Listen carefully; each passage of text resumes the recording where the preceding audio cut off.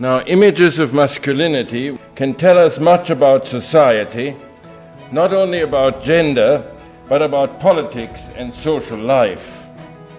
In his ability to analyze the gender division, Mosse was way ahead of his time. Scholars were only beginning to recognize gender as an important historical variable.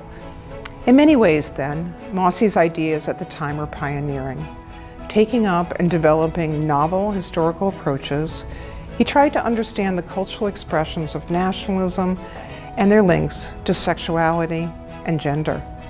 George Mosse has a very distinct way of doing history.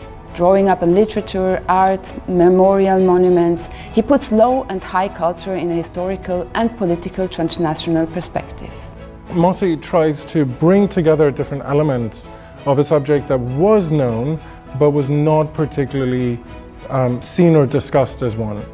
George Mosse's discussion of normative masculinity preceded much of the historical, sociological and theoretical work on what is today called masculinity studies or the history of masculinity.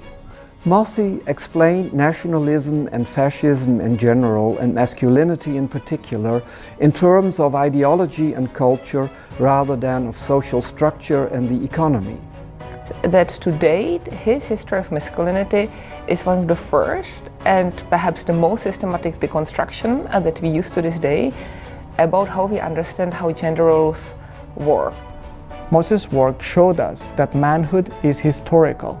It changes over time, and that it is not natural but socially constructed.